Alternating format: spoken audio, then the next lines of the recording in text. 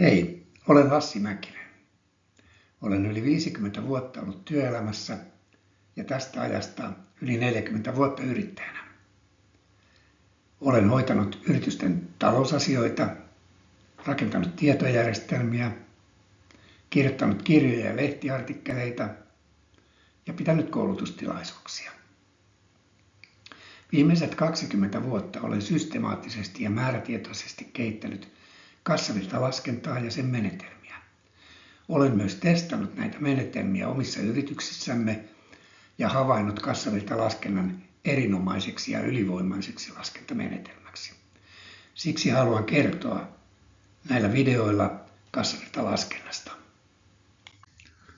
Tällä kertaa puhun siitä, mitä on kassakirjanpito. Kassakirjanpitoa voitaisiin nimittää myös kassavirtakirjanpidoksi, mutta yksinkertaisempi nimitys on kassakirjanpito.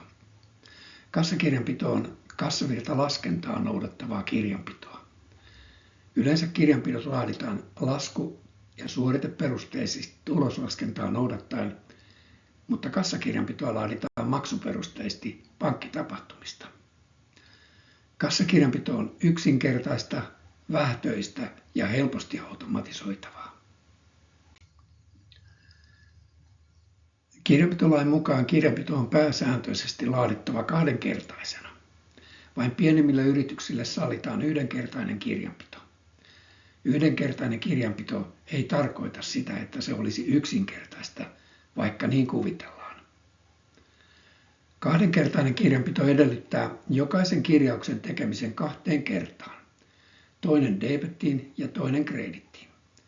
Kun kaikkien debetvientien summa on sama kuin kaikkien kreditvientien summa, silloin kirjanpito täsmää. Ja tämä on kahdenkertaisen kirjanpidon se tärkein ominaisuus, että saadaan kirjanpito täsmäämään. Kassakirjanpito on yksinkertaista, mutta se ei ole kirjanpitolaissa tarkoitettua yhdenkertaista kirjanpitoa. Tuloskirjanpidossa yhdestä liiketapahtumasta tehdään 2 tai jopa 4 kirjausta. Kassakirjanpidossa liiketapahtuma kirjataan vain kerran, koska kirjanpito laaditaan maksuperusteisesti ja pankki on kirjannut jokaisen maksutapahtuman vastaviennin.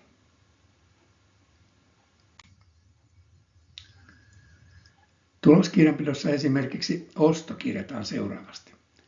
Ensin ostolasku kirjataan menoksi debettiin ja ostovelaksi ostovelkatilin kredittiin.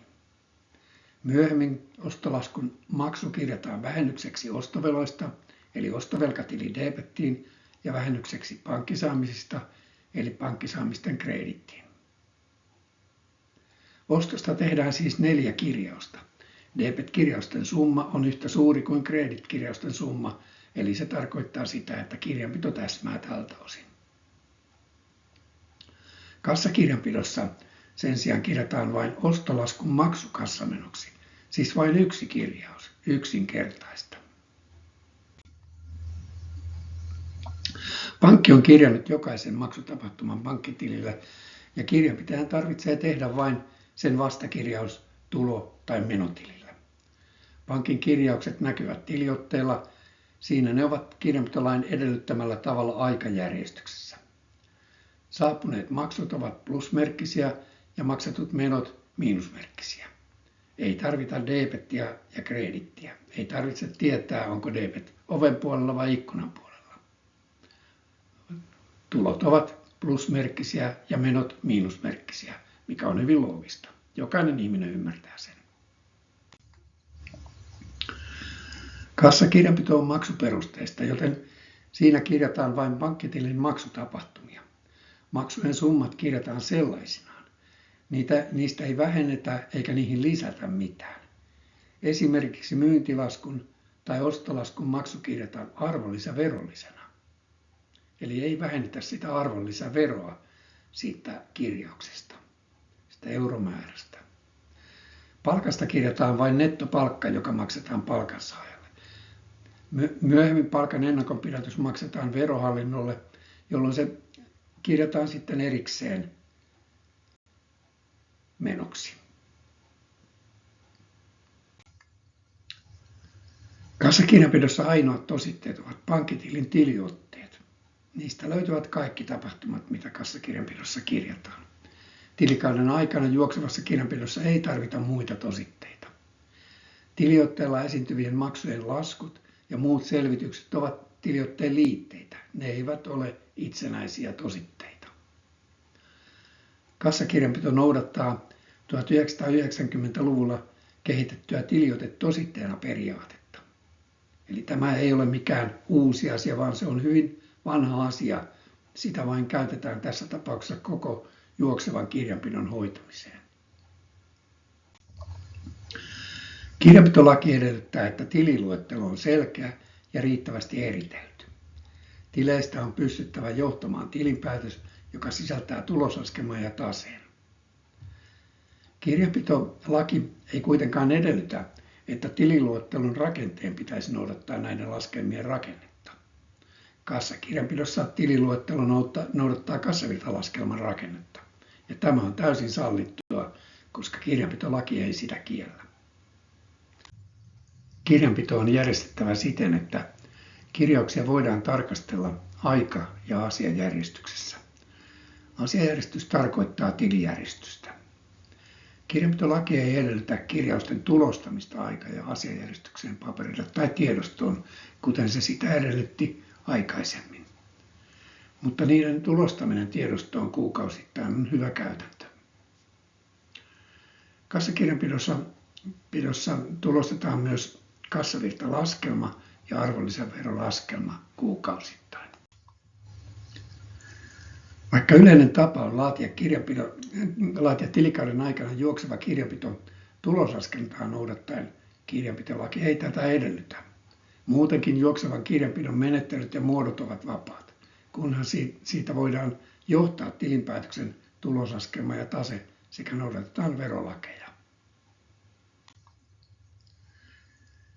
Kirjanpidolla tarkoitetaan yleensä toteutuneiden liiketapahtumien tilastointia, eli historiakirjanpitoa.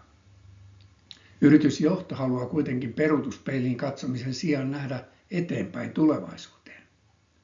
Kassakirjanpito tarjoaa mahdollisuuden laatia kirjanpitoa tulevaisuuden maksutapahtumista.